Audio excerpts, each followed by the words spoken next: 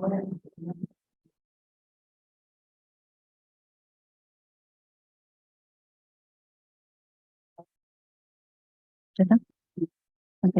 Let me introduce you. Hola, buenas tardes. No sé si me escuchan. ¿A mí sí? Bárbaro. Bueno, les agradezco a todos que estén aquí. Para nosotros es muy importante empezar a realizar, gracias, empezar a realizar actividades de nuestro proyecto.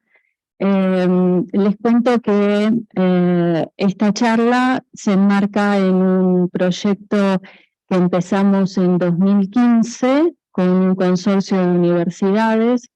Empezamos siendo, bueno, además de la USAL, Kiel, la Universidad de Kiel en Alemania, la Sorbona en Francia, Santiago de Compostela en España, Recife en Brasil y nosotros. Y luego, bueno, hicimos un primer proyecto internacional e interdisciplinario que se llamó Urban Dynamics, y luego le quisimos dar como un sesgo más cultural y cambiamos a Urban Cultures, y cambiaron algunas de las universidades del consorcio, si bien todas siguen, estas anteriores siguen, pero como miembros digamos, estables del consorcio, quedamos Augsburg, en Alemania, en Baviera, Santiago de Compostela continúa, Sesonsunga Coimbra de Portugal y Sao Paulo de Brasil.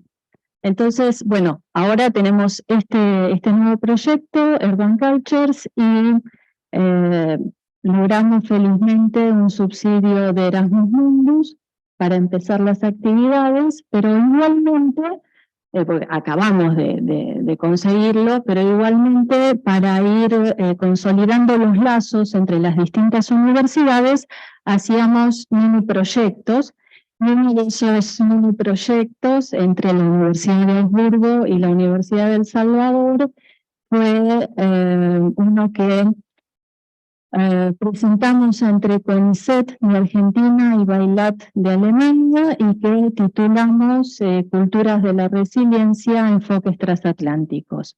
Y lo que venimos haciendo en estos últimos tiempos, empezamos en tiempos de pandemia y seguimos ahora, es una serie de encuentros, al principio por supuesto virtuales, a través de un ciclo de paneles de arte e integración social que fuimos convocando diferentes proyectos de distintos países latinoamericanos y europeos para poder conversar y discutir distintas herramientas, estrategias para poder afrontar esos tiempos pandémicos. Y ahora, no sé si me atrevo a decir post-pandemia, pero bueno, en estos tiempos intentamos retomar lo presencial, por eso es que en junio fuimos nosotros a Augsburg para dar una charla y hacer un encuentro con la gente del Instituto de Estudios Iberoamericanos de allí y con el Centro de Estudios Ambientales, y ahora está la doctora Twelbeck aquí para hacer más o menos lo mismo, y la idea es siempre convocar a colegas de otras unidades académicas y a nuestros stakeholders de cada ciudad para poder empezar a interactuar entre todos y poder establecer diálogos, ¿no? Por eso mismo, ahora mismo en este encuentro, tenemos a representantes de dos de nuestros stakeholders, a Silvia Sorboni y a Luz Marchio de la Fundación Levenson. Les cuento un poco que la Fundación Levenson apoya, promueve y gestiona programas educativos y acciones culturales con el objetivo de fortalecer los vínculos con la comunidad a través del arte como motor para transformar realidades y construir nuevas sensibilidades. El trabajo que ellas hacen en el territorio apunta un poco a articular su tarea con museos, con escuelas, con universidades y diferentes organizaciones del tercer sector. Y también tenemos a Leandro Barrabino y Alejandra González de ASISU, que es la Asociación Civil para la Integración Social y Urbana, que lleva a cabo emprendimientos artísticos de arte comunitario en el barrio de Itatí, en Quilmes, y que se propone no solamente favorecer los lazos comunitarios, la integración social, sino también de alguna manera ayudar en el diálogo entre la comunidad, las autoridades locales, los artistas y nosotros también los universitarios. Por lo tanto es importantísimo para nosotros que estén todos aquí, ahora Alejandro también, que viene dentro de las unidades académicas de la USAL, bueno, Luciana Belón, que es investigadora de nuestro proyecto, Melanie, que es de la Dirección de Cooperación Internacional, y aprovecho para agradecer enormemente a Pablo Ortiz, a Verónica Repetti, de la Escuela de Lenguas Modernas, a nuestras traductoras simultáneas que nos ayudan en este diálogo. Muchísimas gracias. Y bueno, ahora sí les presento a la doctora Twelbeck. Ella estudió American Studies y teatro y drama en Erlangen, Berlín y Bloomington. Recibió su doctorado de la Universidad Libre de Berlín, centrándose en las autorrepresentaciones culturales de los estadounidenses de origen coreano en los Estados Unidos. Luego trabajó durante más de una década como profesora asistente de la Universidad de Hannover, en Alemania, donde realizó su habilitación con un trabajo sobre los miedos y deseos de los estadounidenses blancos en los estados del norte. Desde 2014 ha dictado conferencias e impartido cursos en varias universidades alemanas. También ha trabajado en departamentos de estudios americanos y de humanidades ambientales. Se unió en este sentido al Centro de Ciencias Ambientales de la Universidad de Augsburg como coordinadora de la sección de humanidades y como investigadora desde octubre del 2019. Y en 2020 ayudó a solicitar los fondos para un coloquio de doctorado entre la Universidad de Augsburgo y la Universidad de Múnich, que se llama Repensar los entornos, y es parte del equipo asesor de este programa. Su proyecto de investigación actual es un análisis cultural del trigo en nuestra era de agricultura industrial, y sobre ello nos viene a hablar hoy. Welcome, Kirsten, and thank you very much. Muchas gracias. I think I understood almost everything. Yeah, I understand more than I speak. So thank you very much for inviting me here, and thank you all for being here and for having the patience to listen to what I will tell you. If I speak too quickly, please let me know. A little bit closer. Okay. Oh, hello. First of all, I would like to know from you, who is familiar with this art project here by Agnes Dennis, Wheatfield, A Confrontation? Have you heard about this at all? That's very good. So you won't be bored. Okay, so let me start with an imagination. Just think back to the year 1982. Maybe you were not alive then, I don't know. But okay, in that spring year of 1982, the artist Agnes Dennis got up early. She did so every morning, 7 days a week, to prepare a heap of sandwiches. She would serve those sandwiches later to a group of volunteers who helped her grow wheat in downtown Manhattan. Dennis did not take their support for granted. As she wrote a few years later, she, and I quote, "She felt that I had to feed the volunteers to reciprocate for their help." The artist remembers how they dug 285 furrows by hand, clearing off rocks and garbage, then placing the seed by hand and covering the furrows. She vividly remembers that it took 2 or 3 hours to finish just one of those furrows. I would like us all to keep the image of sandwiches and traditional farm work in mind before I switch to the next image.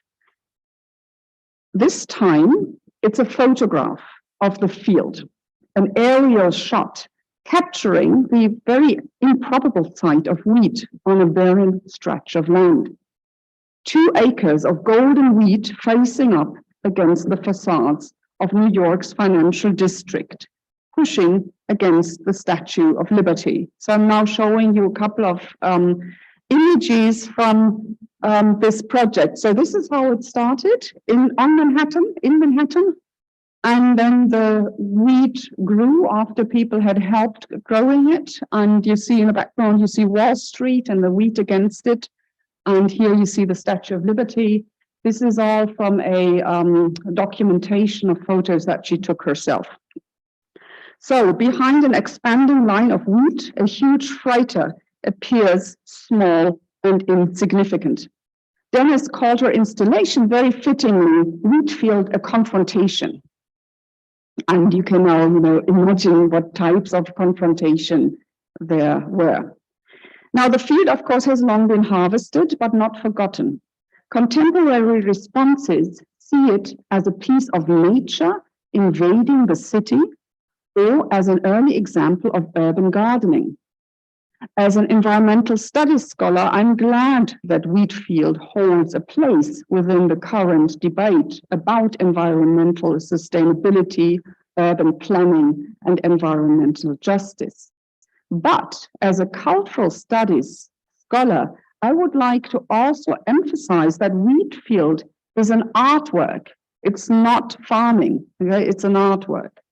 As an artwork, it goes beyond the interruption of the agricultural status quo. It also emphasizes continuities. The field references a larger United States obsession with grass, reaching from prairies to lawns. Wheat blades standing erect against Manhattan-style global capitalism.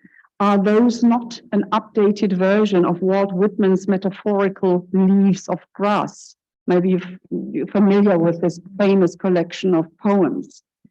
The poet, the 19th century poet, chose that title, Leaves of Grass, for his famous collection of poetry to emphasize democracy and renewal.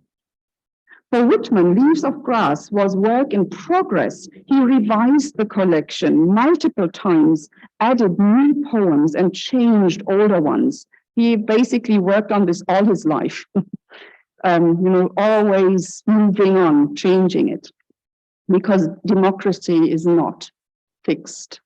It's also a work in progress. Now, it was an act of continuous adaptation to a changing social and political setup of his country. Whitman believed that in order to unfold its democratic spirit, poetry had to remain with and for the people and help them secure the democratic ideal in a changing environment. My talk takes the democratic grassroots spirit of Wheatfield, a confrontation, as a starting point. I will ask about the relationship between art, artist, and audience to investigate and assess its transformative potential. And I will do so by focusing on a much overlooked aspect of Agnes Dennis's Urban Wheat Project, and that is community engagement and artistic participation. Okay, this is basically the structure. So emphasizing spatial contrast and nurtured by an interventionist spirit, Wheatfield, a confrontation, brought together social, economic, and ecological concerns. 5 years later, in 1987, the United Nations published the famous Bruntland Report. I don't know if you've heard about this. This report is still valid today, and it defines core principles for a global agenda for change and sustainable development. In 2002, the so-called Tutzing Manifesto called for the inclusion of cultural sustainability in those guidelines. Wheatfield, I think, is an early example for this. It demonstrates the potential impact cultural artifacts can have on human minds. So the idea of sustainability, sometimes people think this is only refers to ecological concerns, but actually it's society, economics, ecology, and as this manifesto said, culture. 40 years after its creation, this impact of culture of this field can still be felt. The photographic documentation of the project is very powerful, as you may have experienced yourself. But Wheatfield wouldn't be celebrated today if it wasn't for its seeming simplicity. The field suggests a very real alternative to our unsustainable status quo. This is what has turned Dennis into a celebrity figure for urban gardening and urban agriculture enthusiasts and anti-gentrification activists. She's an early proponent of pop-up agriculture and a feminist warrior who managed to convince urban administrators and political leaders to set up her installation. It had taken months until the city's government and bureaucrats gave her permission to plant the field downtown. She had stubbornly refused to grow her wheat in the outskirts of Queens, which is where the administration wanted it to be. Now, by 2021, this initial skepticism was almost impossible to imagine. Wheatfield was featured prominently in a retrospective on Dennis's oeuvre in The Shed, Manhattan's new or relatively new Center for the Arts. The Wheatfield's reappearance in this particular gallery is not without irony. The Shed is located about 3 miles from where the Wheatfield used to grow. The large and architecturally daring building was not originally welcomed by the neighborhood. It took away 20,000 square meters of public land. Wheatfield, a confrontation, was actually quite opposite. It was an intervention into a trend that is commonly referred to as gentrification. But what exactly did gentrification mean back in 1982? Now, this is another one of the pictures in the documentation. It shows what someone has called the Anthropocene dumping ground that Dennis transformed into a wheat field. In an article, she recalls the quote, dirt, rusty pipes, automobile tires, old clothing, and other garbage. What's interesting is that the connection between agriculture and human waste is a very old one. I quote from Michael Pollan's The Botany of Desire, and he writes, one theory of the origins of agriculture holds that domesticated plants first emerged on dump heaps, where the discarded seeds of the wild plants that people gathered and ate, almost unconsciously selected for sweetness or size or power, took root, flourished, and eventually hybridized. In time, people gave the best of these hybrids a place in the garden, and there together the people and the plants embarked on a series of experiments in co-evolution that would change them both forever. So we do not know, of course, whether Dennis was aware of this historical dimension, but she knew about the origins of the Manhattan rubble. It was disposed during the building of the World Trade Center. So what you see, or what you just saw, that rubble actually was the debris that was left over when they built the World Trade Center. So one can say that by showing the garbage, Dennis brought capitalism's abject other to the viewer's attention. Initially, the Twin Towers were not welcomed by the locals either. As early as 1962, protesters, including many owners of small businesses, had rallied against the skyscrapers. They not only blocked the waterfront, the skyscrapers, but also forced an inner city community to resettle elsewhere. The towers were built, became a Manhattan landmark, and as we all know, eventually transformed into a symbol of national tragedy. The 1982 Wheatfield did not bring back a dispersed community. and it could not soothe the frustration of the protesters. But it inspired a conversation about the outdated ways we think about cities and the relation between the local and the global in a world driven by capital and commerce. Planted on a piece of land associated with abjection, poverty, and unhealthiness, it questioned neo-colonial politics of food and resources and the way we do agriculture. At the same time, the golden grain was, of course, a symbol of hope and fertility and beauty, as it has been for thousands of years. Now, what is missing in the critical acclaim concerning Wheatfield is the lament, the regret, and the guilty feelings of those who visited the field and by the artist herself. 4 decades after the harvest, they re-experience that sense of shock and betrayal that hit them when the field was gone. In a recent article about Dennis's accomplishments, Holland Cotter from the New York Times describes the wheat field as a space that spoke to all human senses.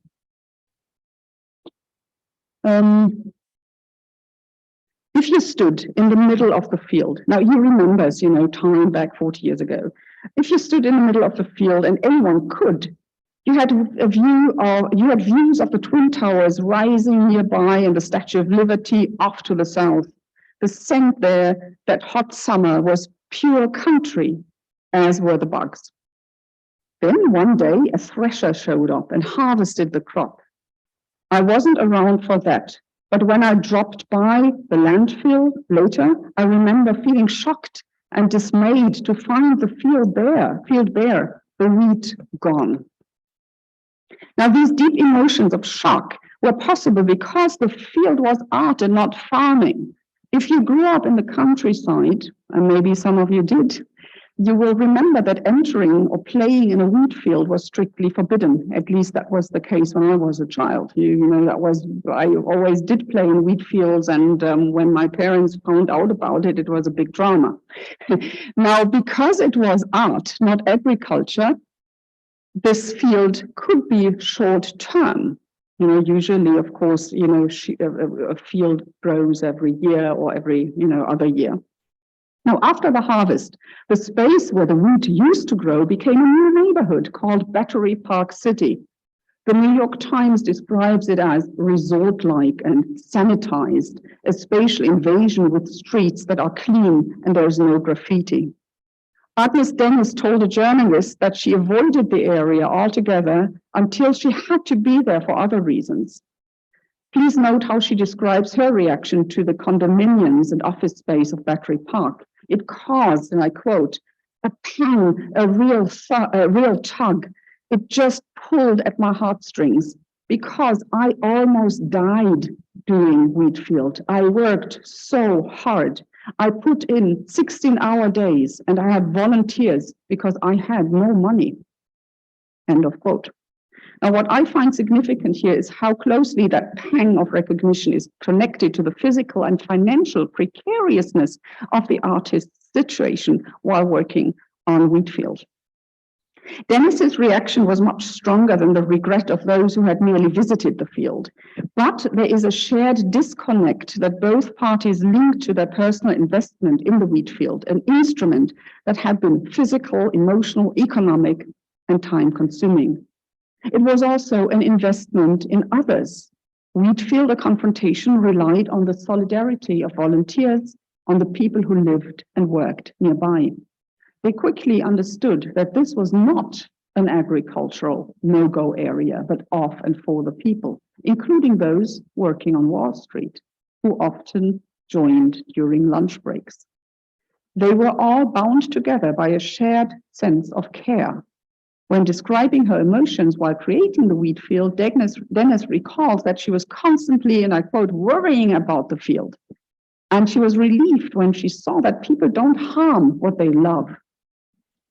Contemporary gluten controversies make us forget that traditionally wheat has served as the glue to form communities and keep them together. In Christianity, but also in Judaism and Islam, sharing bread is a spiritual act, and grain-based societies are less likely to fall apart when there is bread for everyone. This cultural legacy must have helped Agnes Dennis recruit the volunteers and convince city authorities. Wheatfield, so as what I'm saying is it matters, that it's wheat and not something else, some barley or corn or so. Wheatfield was able to connect with an international audience from the beginning. In 1987 and 1990, the photographs documenting the creation of the field were part of a show against world hunger that traveled to 28 countries and also to Buenos Aires, by the way. Each exhibition catalog included a small package of grains from the Manhattan harvest, inviting visitors to become an active part of Wheatfield by sowing the grain in their gardens, villages, and cities. Dennis's efforts to connect audiences to the Wheatfield in a physical sense places her project in the art versus real life debate that dominated much of the late 19th century critique in academia. The interventionist transformative dimension of Wheatfield is directly linked to this idea of participation. But what is participation? This is how Pablo Aguirre approaches the term. He's an educator. Participation as a blanket term can quickly lose its meaning around art. Do I participate by simply entering an exhibition gallery? Or am I only a participant when I am actively involved in the making of a work? If I find myself in the middle of the creation of an artwork, but I decline to get involved, have I participated or not? The art historian Claire Bishop has criticized the participatory dogma in contemporary art circles. She strongly objects against an approach that values consensual collaboration over artistic mastery and individualism, regardless of what the project sets out to do or actually achieves. Wheatfield certainly does not belong in this category, and nor does Dennis, and yet her work explicitly relies on different forms of cooperation with others. I want to use the remaining time of this talk to discuss and critically assess the various forms of cooperation used by Dennis. The term participation is helpful here, but I will not use it in a programmatic way, but in referring to concrete aspects of Wheatfield, a confrontation. So I will, in other words, keep an eye on the project, on the aims of the project. In her influential book on participatory practices in modern art, Artificial Health, Claire Bishop investigates the tradition of working in collaboration with audiences. Political and social contexts are central to her argument. Bishop challenges what she calls the narrative of negation, a discourse that places the activation of the audience in participatory art against its mythic counterpart, passive spectatorial consumption. So she turns against this, there's either participation or passive consumption of art and nothing in between. According to Bishop, the social and aesthetic judgments that accompany the debate around participatory art do not easily merge and demand different criteria to avoid the unproductive tension that invariably occurs between equality and quality in responses to individual artworks. The German theater critic Florian Malzacher is even more critical. He believes that participation has become a helpmate to the all-inclusive capitalism we live in today. In his view, participation has become instrumental in delegating social responsibilities to the citizens who ultimately cannot influence the course of things. According to Malzacher, audiences, like citizens, have a very limited choice between various possibilities. Participation, then, is passivity disguised as activity. There was never much to choose from in the making of Wheatfield, a confrontation.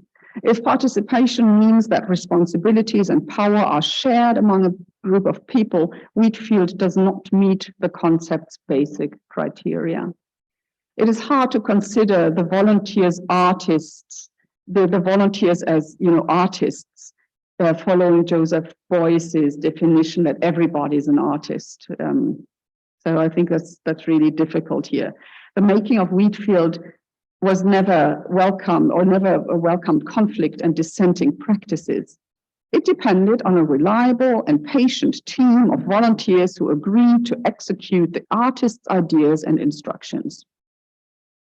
John McGrail, a photographer from Life magazine, understood this very well. He took the most publicized picture of the Manhattan Wheatfield, and that's the one to the left. Here we see Agnes Dennis standing erect in her wheatfield and holding a staff against the Manhattan skyline. The artist emerges as a female version of the North American Jeffersonian ideal, the self-sufficient yeoman farmer. The photograph undergirds the feminist American success story that has since become part of the narrative surrounding the Hungarian immigrant artist. Excluded from the artistic circles of her male colleagues, this woman in her 50s challenges established beliefs and norms concerning age and art and gender. So that's now, when people now write about her, this is the focus. She's now around 90 years old. It is important to recognize that Dennis herself felt uneasy when the picture was taken. In an interview with Marke Pollack, she recalls how she protested against holding the staff. The posture appeared utterly ridiculous to her. Interesting, however, she eventually included the picture in her official documentation of Wheatfield, A Confrontation. In line with a more recent philosophical discourse on the transformative potential of nostalgia, her documentation counterbalances the good old days connotation of the woman with the staff. So because I think this is a nostalgic image, right? With this very, with the woman in the wheatfield and so on. Now, the documentation includes this picture, but it also includes a picture celebrating industrial agriculture, a photograph featuring a middle-aged white man sitting on a red harvester like a prototypical king of the field. Dennis, in other words, maintained a gendered division between traditional and modern art agriculture. She used it to suggest a rethinking of farming methods in an age of agribusiness and monoculture. However, she abstains from naively promoting a return to pre-industrial methods. The field's rectangular flat shape prepares it for being harvested by heavy machines. I mean, that's the reason why we have these fields, because this is how they can be harvested most efficiently. If you look at 19th century fields, they had different shapes than they have today. They were also not necessarily as flat as they are today. I understand Dennis's representation of man and machine, woman and staff as a statement against what Carrie Jacobs has called the heedless machismo within the earthworks and neo-expressionist movements. The artist represents her wheatfield as both an individual artistic accomplishment and a cooperation with like-minded others. So that both elements in it. She does not, hide herself as an artist, but she also emphasizes cooperation. The man on the harvester was a gardener who worked for the city and supported Dennis whenever he could make time. So he's one of the volunteers, actually. As mentioned earlier, there was also a group of volunteers who helped clear the land, prepare the soil, and sow the weed. Hard work that had to take place within the temporal limits set by the planting season. Interestingly, those volunteers are not featured prominently in the documentary images of Wheatfield. We, in fact, only learn about them when they are mentioned by journalists in passing or through interviews with Dennis herself. The one picture that appears from time to time in publications features a group of children bearing oversized shovels, a sight that warms the heart, but that hardly inspires the observer to seriously reflect on the community aspects of the project. Producing a visual effect and an immediate emotional response to her art was important for Dennis for both aesthetic and political reasons. The confrontation between a horizontal strip of plants and the vertical rise of high buildings is excessively surprising. It provides an incentive for pondering the relationship between the rural and the urban, food and money, human waste, and balanced ecosystems. What remains underrepresented in most discussions of the project is the contrast between human agricultural labor, which is still very much practiced in many parts of the world, and the structural violence of agrarian capitalism. The documentation conveys very little about the time and manpower it took to prepare, sow, irrigate the wheat field. One learns relatively little about what exactly the volunteers were doing, and nothing about who they were, beyond living nearby. It also remains unclear for how long they helped in the field. Dennis does not seem to be profoundly interested in what Wheatfield meant for them and for the community as a whole. It almost seems as if she perceived of the volunteers as an interchangeable workforce. Here is a quote from 1992. This is her speaking. One penetrates the soil, places one's seed of concept, and allows it to grow, expand, and bear fruit. That is what creation and life is all about. It's all so simple, yet we tend to forget basic processes. While enabling individual experiences in what may be called, in today's jargon, urban farming, she never specifies how being a part of an art project might feel very different from growing beans in one of the elevated urban vegetable batches we see today, at least in European cities. You see that a lot, urban gardening projects at street corners and so on. So what I'm saying is this is quite different. Now, it would be interesting to know whether the volunteers perceived of themselves as co-creators rather than helping hands in a project they might not even bother to understand. Dennis expresses her recognition and gratefulness through a vocabulary of relief, artistic anxiety, and personal stress. She recalls how she had to call for volunteers every morning and refers to the recruiting as a burden along with the financial precariousness of the project. And I quote, "I had to borrow, find volunteers, and use my own money to plant 2 acres of wheat." Preparing sandwiches for her helpers was not a motherly act, but a professional necessity mixed with feelings of guilt. I felt that I had to feed the volunteers to reciprocate for their help. When she admits to have worked with them because she, quote, "had no money," one cannot help thinking that she would have preferred perhaps employing a group of experienced field workers. This is understandable because the artist depended on a reliable workforce to finish within the time frame dictated by the seasons. Unlike artworks that are built around the participation and unforeseeable actions of the audience, Wheatfield was designed as an implementation of the artist's philosophical, political, and ecological considerations. Such an approach is, of course, hierarchical. Dennis controlled every step of her project, including the motivation of others. Here's how she comments on her work in progress. "So, when I finished with the field, with directing it, running it, photographing it, I had to go home and make sandwiches for the volunteers for the next morning." End of quote. Dennis talks about participation as a carefully monitored process, a strategic experience, an exercise, and an aesthetic experience that comes after the planting. Here comes an example, and this is how she describes, the aftermath. "People from all the office buildings came down to visit us, and they prayed for gentle rain. It became their field. That's exactly what I wanted, the participation and the feeling it created." End of quote. The artist can be said to distinguish between 2 types of participation: the visitor's participatory presence and the participatory practice of the volunteers.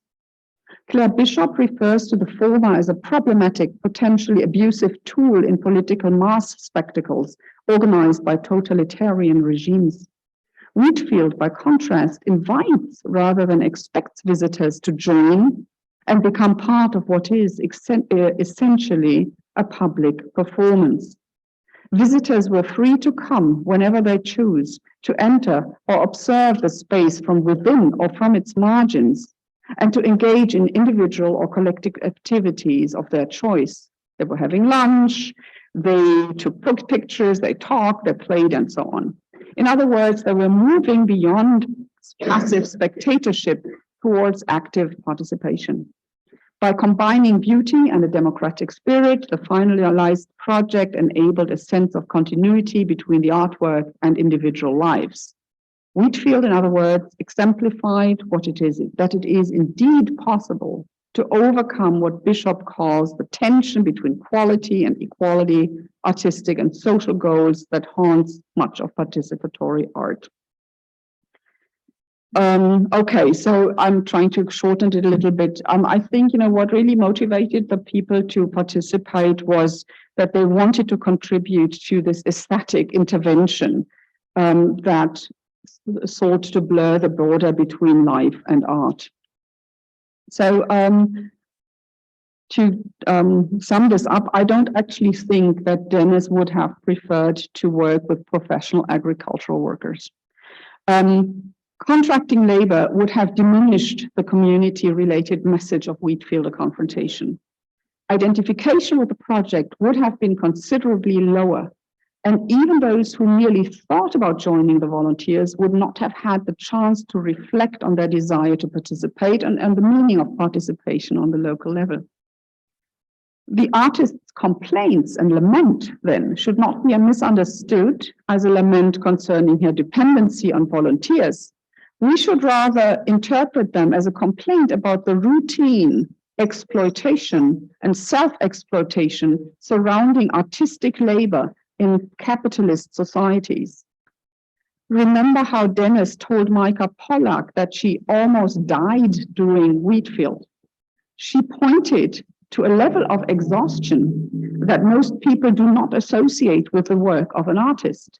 Dennis's 7 times a week, 16-hour workdays were not only filled with organizing, digging, and preparing sandwiches, but also with worrying about the next morning. Will the field be unharmed? Will there be enough people to help? And so on. The enormous personal responsibility, financial precariousness, and long duration of this situation is a marked contrast to the $4.5 billion that the Manhattan landfill was worth at the time. For comparison only, Dennis received $10,000 from the Public Art Fund to realize Wheatfield. As a contemporary intervention that was only agreed upon by city administrators because of its interim character, Wheatfield is a striking example of Malzacher's all-inclusive capitalism, an economic and political system that relies on the participation of citizens without giving them any power to enable long-term changes to their living environment. As Bishop has pointed out, there's a real danger in socially engaged art to be seen as, quote, an independent zone free from the pressures of accountability, institutional bureaucracy, and the rigors of specialization. Dennis refers to the invisible yet crucial steps that precede the realization of her artwork whenever she talks about Wheatfield. I've already outlined her struggle with the administration and so on. What sustained her during this difficult time and helped her motivate the volunteers were the moral aims and the artistic vision of Artfield, a confrontation. This is how Dennis herself has described her project, and I quote, "Wheatfield was a symbol, a universal concept. It represented food, energy, commerce, world trade, and economics. It referred to mismanagement, waste, world hunger, and ecological concerns. It called attention to our misplaced priorities.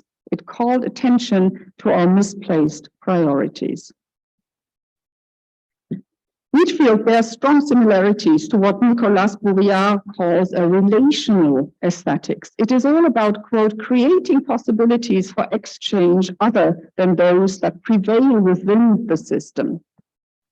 Wheatfield engages the public to think along and empathize with the environment on both a local and a global scale. It brings people together through concrete acts of sustainable farming. These exchanges include, besides conversations about art, food, community, city planning, heightened awareness of natural processes and learning new ways of interacting with these processes in meaningful and sustainable ways. So there is an emphasis on earth-centered practices, people actually working with the soil. And that's only possible, these experiences, I think, are only possible as a group. While it is a long way to go from participation in an art project to what economists have called commoning, a cooperative system based on bottom-up volunteering, mutual responsibilities, and long-term active stewardship, Wheatfield has contributed to rethinking of the agricultural status quo. This includes issues of economic and environmental justice. The project has also inspired debates about the ecological and social transformation of urban areas. Okay, so Dennis also always emphasized the investment in the future. I mean, it was very temporary, but for her, it was also a future-oriented project. And so one could say that Wheatfield was meant to be a metaphorical seed that continues to grow even after the harvest. By symbolically sowing her wheat across the globe, by giving these little packages to her audiences, Dennis democratizes the crop's legacy of mobility. Thousands of years ago, wheat traveled from the Middle East to Europe and Asia. It then sailed with Columbus to the West Indies before it reached California through Mexican missionaries. It was only in the late 19th century that the United States became a major wheat-growing country. Russian immigrants, many of them Mennonites of German descent, introduced wheat types that were suitable for the climate and soil in the so-called American heartland, the Great Plains. In a way, the 1982 Manhattan wheat field, is a continuation of this process, and it, in a way, is also a newcomer to the city, just like all the immigrants were newcomers to the city, a nonconformist newcomer of rural origins. Now, of course, none of this is addressed by the artist. This lack of a historical dimension is perhaps the one philosophical weakness of Wheatfield, A Confrontation. Dennis's agricultural narrative skips what Jason Moore has termed the mix of violence and spatial rationalization that lies at the heart of American grand-scale agriculture. Wheatfield maintains one of the vices that Christopher Mays has identified as intrinsic to Jeffersonian agrarianism, the dispossession of land. There is nothing in Wheatfield that reminds visitors of the Lenape Indians from Mannahatta. Dennis's choice of crop relates a Western viewpoint par excellence. The Manhattan field ignores the role of wheat as an instrument of colonial power.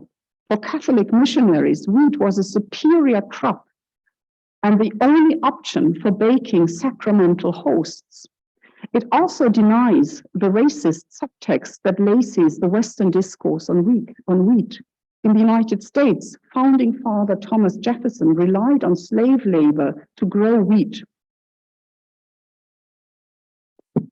In South Africa, the United States brand Wonder Bread, that toast bread, maybe you're familiar with it, used the advertisement slogan, "White bread for a white South Africa." Now, Wheatfield did not truly accomplish its mission to speak to, for, and from a collective we.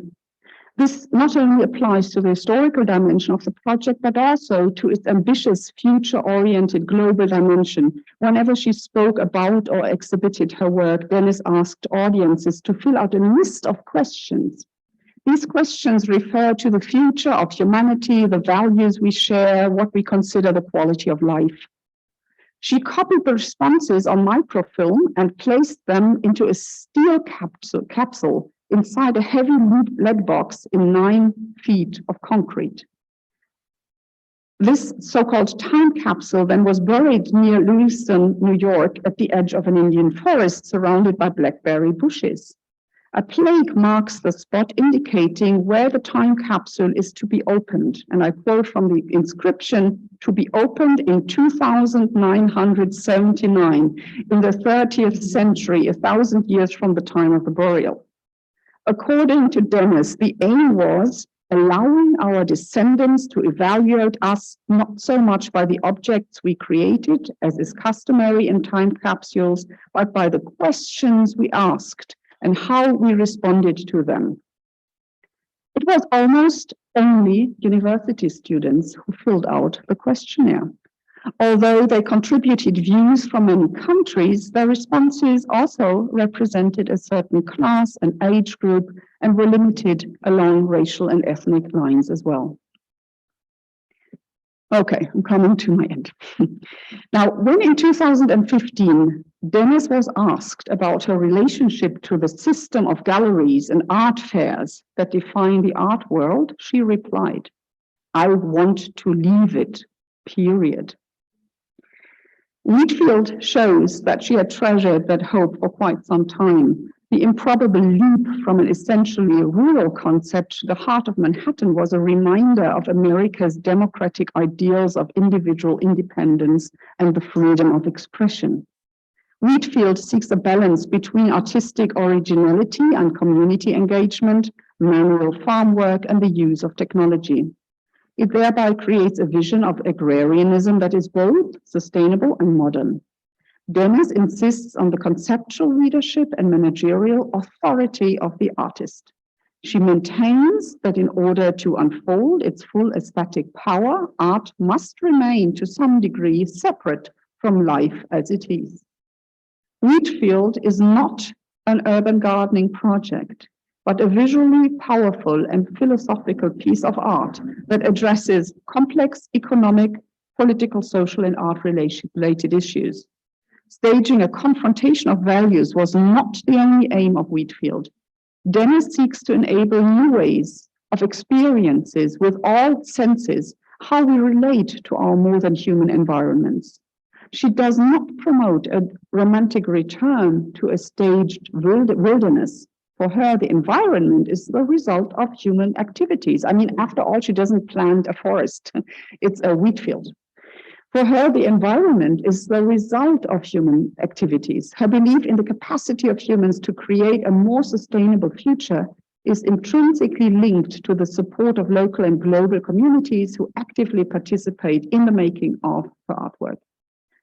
Now, this, of course, does not turn volunteers and visitors into artistic co-creators. In Dennis's work, participation refers to the mobilizing power of a shared vision, trust in the artist and in the art, and the collective desire to make it happen. You know, people who helped had this impulse, you know, they wanted to be part of it. While working on Wheatfield, Dennis was constantly aware of the risk that came with underfinancing. And I think, you know, it became a success nevertheless because she upheld that kind of good feeling to make people want to participate in it, although she was, you know, really suffering from what she invested there. Now, Wheatfield became a gathering point for the whole community. I've jumped a little bit in my text at the end of the paragraph. Now, this included city authorities as well. Dennis donated the harvest hay to the New York police to feed their horses. From a historical perspective, this sign of recognition and reciprocity ignores the violent legacy of New York City's mounted police force. This is just one of a number of blind spots that render it potentially difficult for African Americans and Native Americans to fully embrace the project. Those blind spots reach from a lack of reflection on the colonial legacy of wheat to the white crop's racist connotations. And yet, Dennis's feminist, semi-industrial version of the Jeffersonian farmer cannot be subsumed as another green urbanite's naive consideration of American agrarianism as something good and virtuous, you know, this idea of the American farmer and so on. I don't think, you know, that this is what she's doing. Wheatfield anything but ignores the critical sides of agricultural history. A sign of protest against the unequal access to food and against global crop speculation. It was all about the misplaced priorities of the industrialized West and the systematic acts of control and exclusion that keep the poorer countries in a position of dependency. By bringing together the global and the local, the American city and its rural counterpart, Wheatfield criticizes the United States government's support for large-scale agribusiness by paying tribute to small and middle-sized farming worldwide. Dennis's preoccupation with agricultural themes echoed earlier concerns of American farmers who had been victimized by the United States government's mantra since the mid-1950s, get big or get out. Now that was kind of, the idea of, how shall we do agriculture after World War II? Get big or get out. The transformation of, and by the way, same in Europe and probably here too, The transformation of American farming had devastating effects on small growers, driving many of them into excessive debt. In 1979, American farmers decided that in order to be heard, they had to move the country to the city. Nearly 3,000 farmers drove their tractors to Washington, D.C. to prevent the foreclosures of their farms. The tractor raid did not lead to the desired changes, but it was successful in bringing the government's problematic agricultural policies to the public's attention. By bringing agriculture to the city, Wheatfield may also be considered a contribution to these farmers' protests, without, of course, claiming to belong in their world of farming. This is art, this is farming, but it's also an effort to bring the rural realities into the city. Tractor raids went out of fashion in the late 1970s, but they are now a common form of protest against agricultural policies, especially in Germany. I don't know how it's here, but in Germany you have these here too. Oh, interesting. Farmers' unions in the West, so it goes back to that time, 70s. Farmers' unions in the West voiced their solidarity with protests in other countries and called for the support of smaller, more sustainable farms.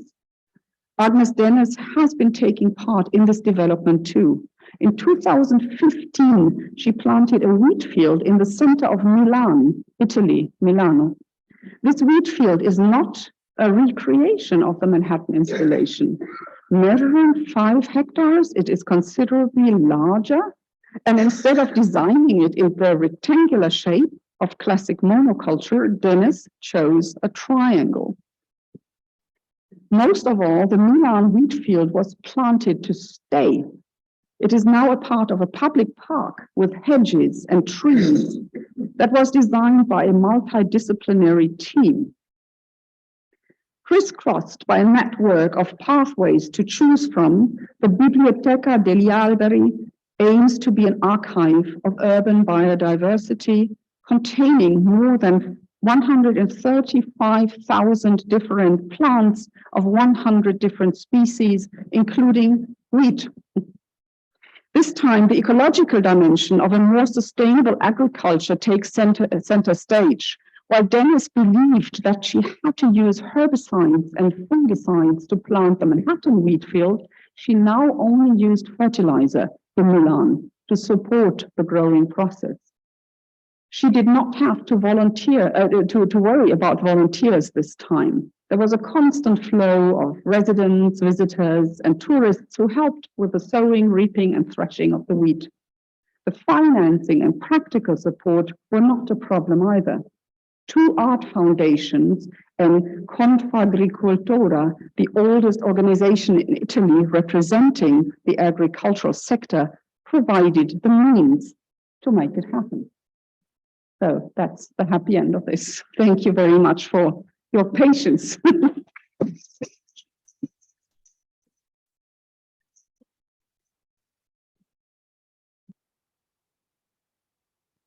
I have a bibliography, but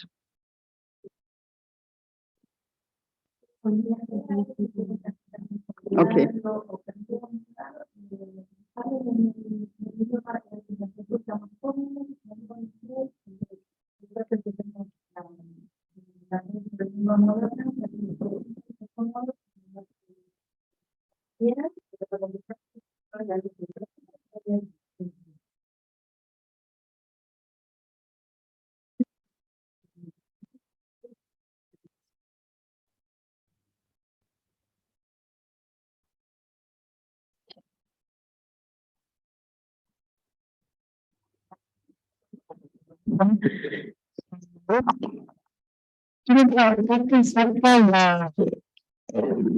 la posición de bajar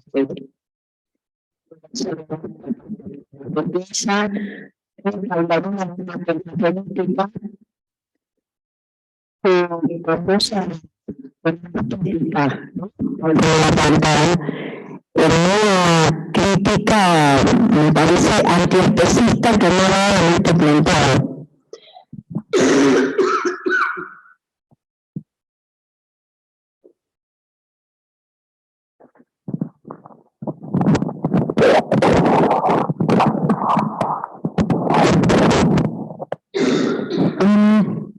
Thank you for the question.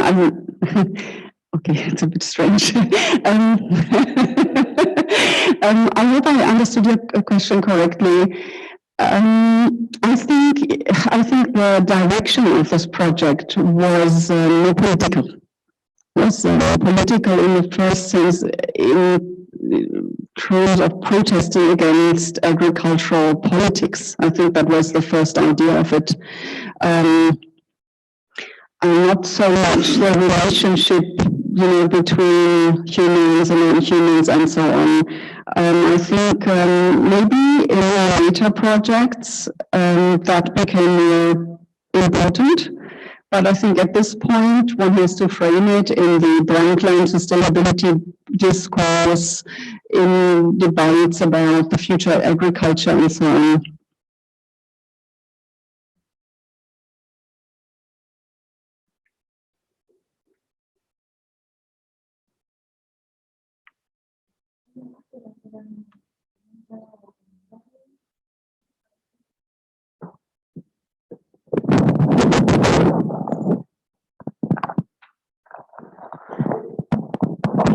Thank you very much, Kirsten, for your conference.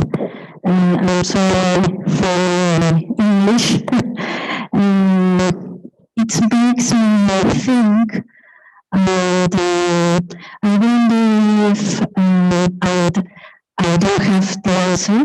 I don't want to be the devil's advocate with the question, but can we consider this project as comunidad if we usually understand that comunidad promotes identity narratives, strengthens collective constructions, vindicates specific places, base languages, as experiences.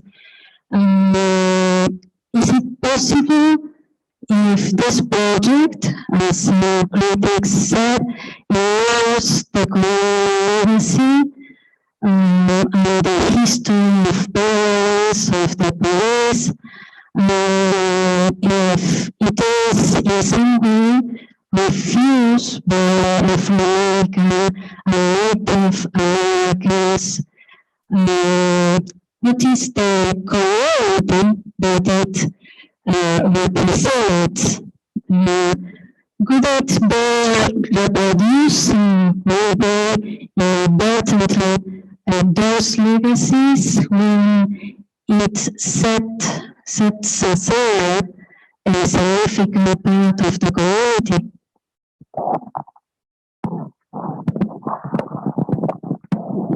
Thank you for the question. That's exactly, you're not the devil's advocate. That's exactly my question, because this project is univocally welcomed and praised and celebrated. And I must say, I also like it very much because it's so unexpected and also early. 1982. But I thought about the same things because I'm working on wheat, and wheat is power.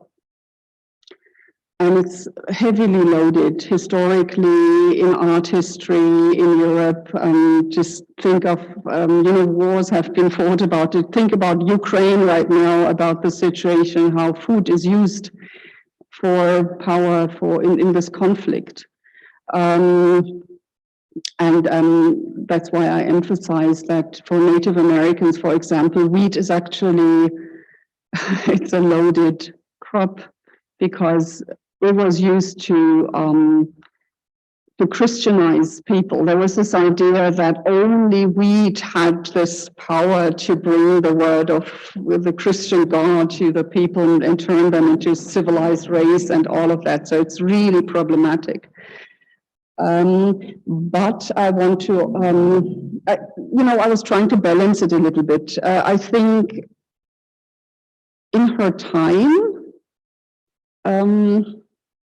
she did something very new to do something like an agricultural project, not a massive land art project where you dig, huge holes in the ground and put like metal statues on it or so, what some people have called like the macho impetus of this art.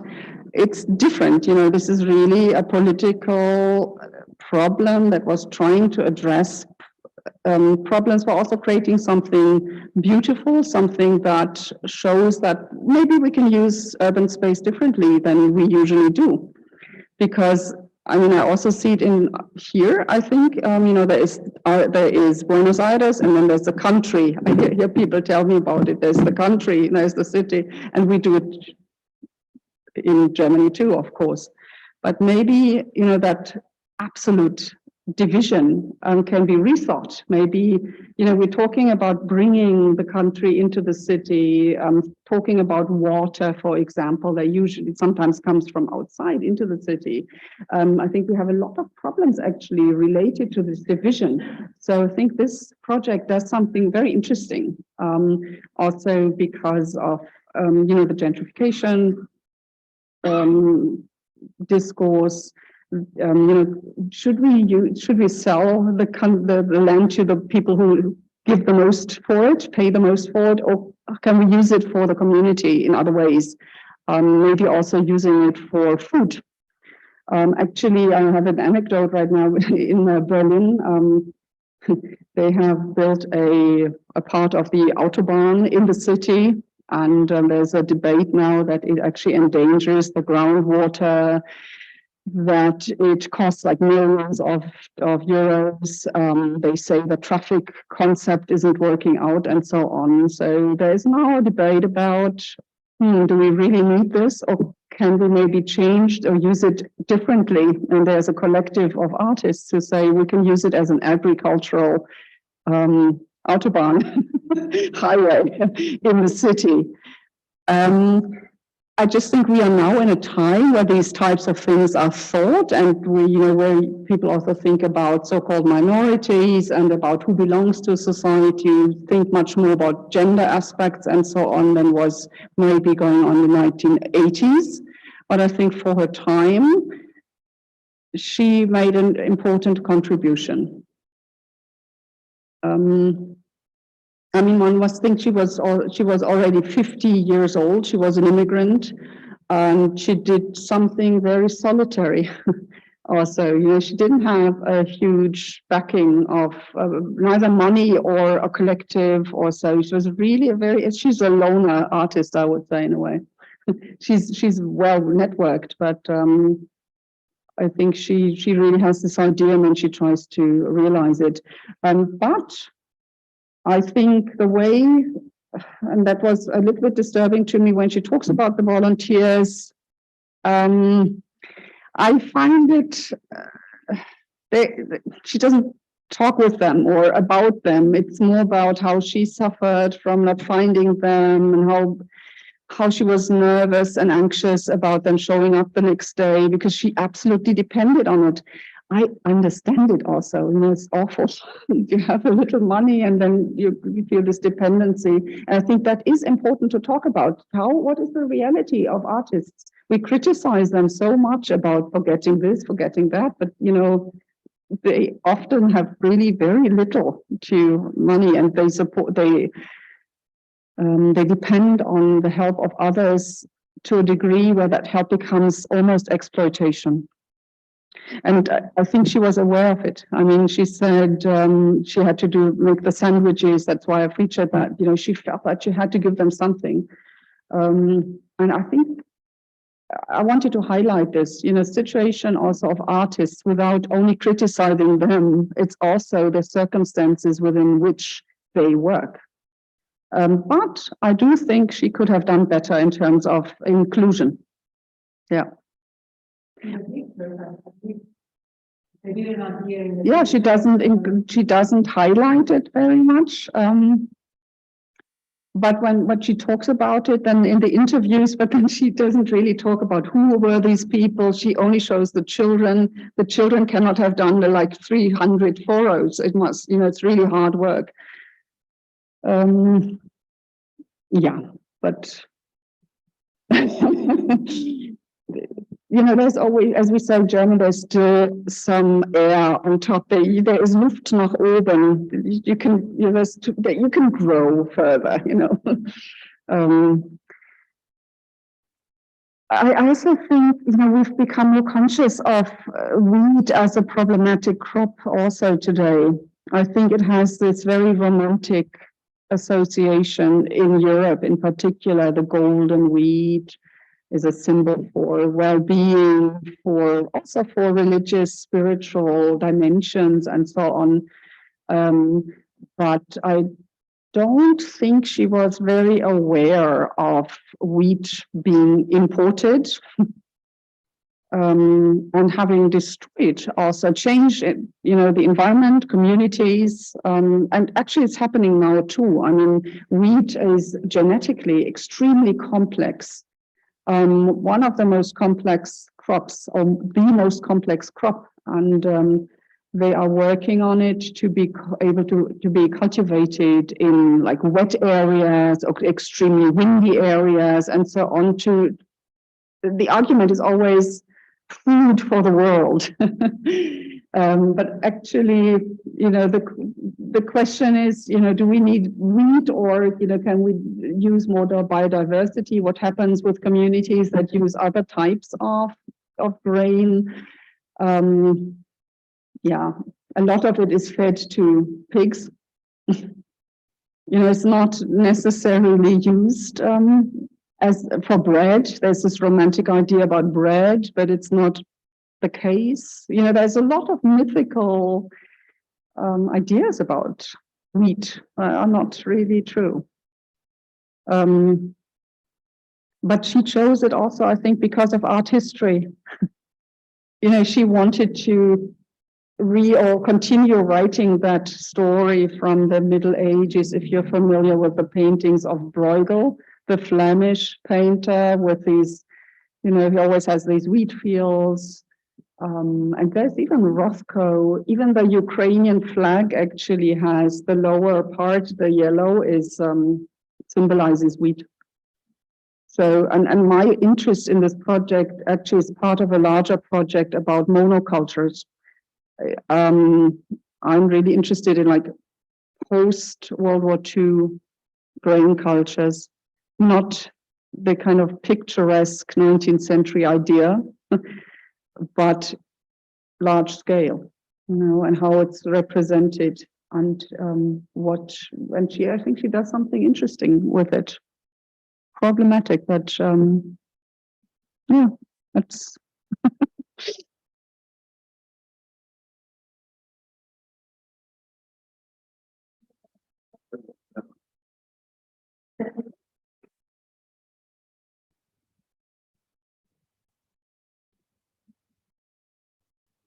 Gracias por la conferencia, solamente interesante.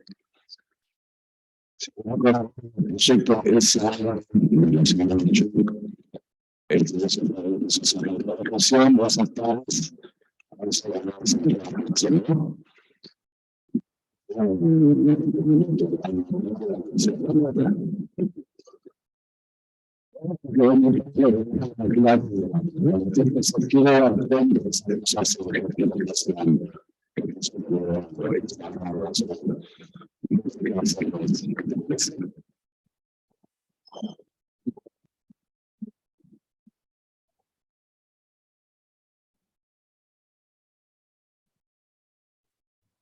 Well, it's a good question.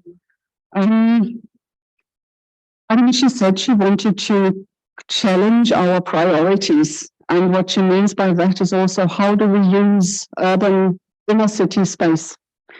And she showed that it can be used very differently, radically differently from what is usually done. But of course, she knew from the beginning she would only have a year to do this. So she found herself in a dilemma, but she used that that spot and that time slot also to show it. But I think, of course, that's why I'm saying it was also problematic, because she too was in a way abused. I don't know what she would say about it, but that's how I see it. It's a problematic situation of art. It's a playground that gives a lot of, or empowers communities, they participate and so on. And a year later, it's gone. It becomes a condominium space, new offices, gated communities, and so on. And that's why I emphasize these feelings of shock. I mean, she was totally devastated, I think, but also the man from the New York Times. I think everyone felt, oh, now it's gone, and it's gone for good.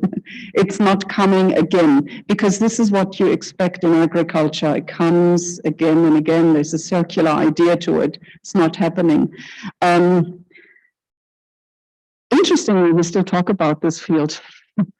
So it's gone physically, but I think it has initiated a thinking or rethinking about it. And maybe today we think about urban farming, urban gardening, and so on.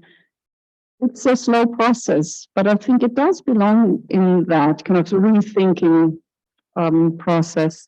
I don't think it was unnecessary or not successful. I think these processes are extremely slow. Change is extremely slow. It's 40 years ago. And I think we know a lot of things, and art is very often the first to remind us of norms that we might have to change and so on, but then it takes forever until that change takes place. That's why I'm saying, and I'm ambivalent about it. I think it's necessary for art to also be a space of its own. Art is part of life, but it's also a capsule within life. It can it adds something to our life that we are hungry for, that we want to. That is not there. That makes us dream. That expresses fears. That. That's the function of culture, I would say, to add something that is not yet there. So I think that the simplicity of this idea, it was very simple. It leaves a very clear image, and it's very to the point. It was possible also. I mean, it was only for a year, but it was possible. It was actually possible to plant a wheat field in Manhattan. That is quite crazy. And of course, today it would not be possible anymore. I think today we have I don't know, but I think, in societies today, you often have, like, art is used as an interim activity. It is included, but then it's gone. It's not, usually it's not meant to stay, which is why I think the Milano project is so interesting, because it was really something that started with an art project, but now it is an environmental project, and also one that also asks a lot of questions about what is a park today? Can wheat become part of a park? Things like, what is the relationship between agriculture and a garden, a lush garden with, flowers and hedges and so on. So that I think is a progress also. That she was able to make it stay. And actually, she now is so famous that she has also realized other projects, planting trees and, getting people involved in planting these trees, always under her order. But she's so famous that the projects that she does today are there to stay. It comes with fame.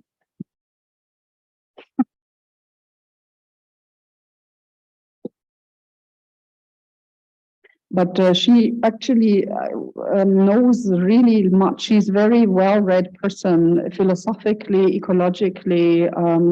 If you read her work, she, I think a part of ecological work is not very well informed sometimes, but she's a deeply intellectual person with a very high knowledge about scientific processes and so on. She knows so much about agriculture, for example. She works herself into these things.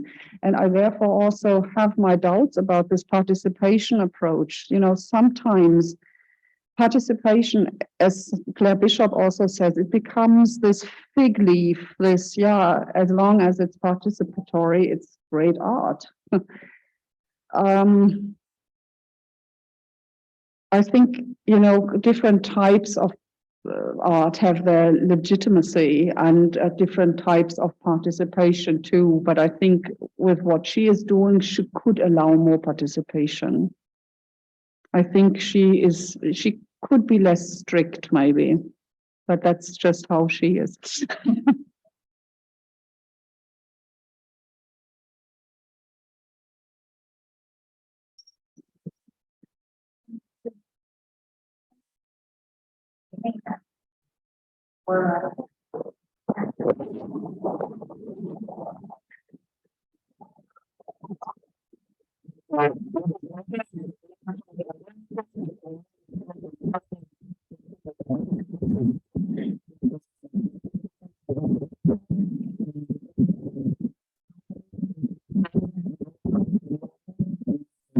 También artística,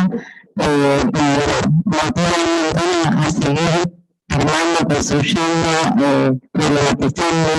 Me parece que, quería transmitir eso, lo que me pasaba subjetivamente. Gracias.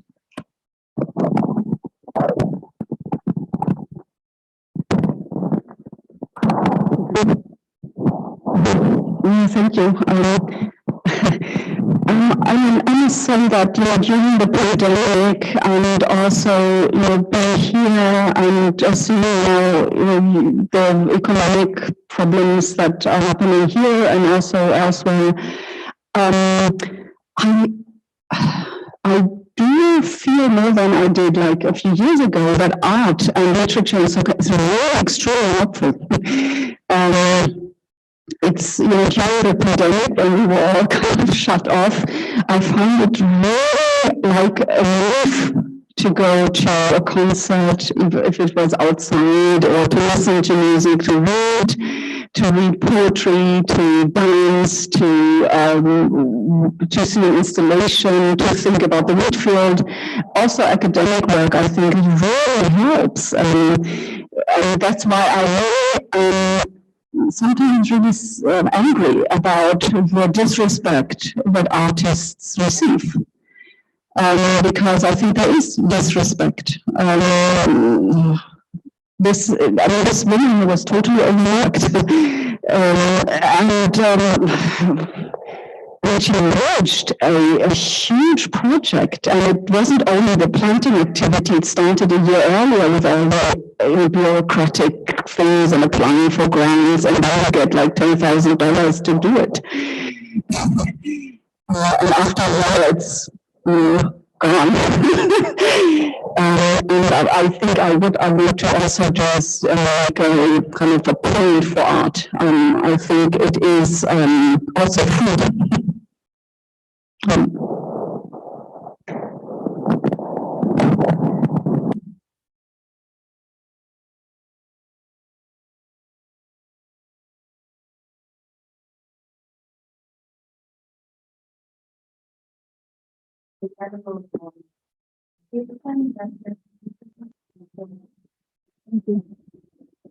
Gracias.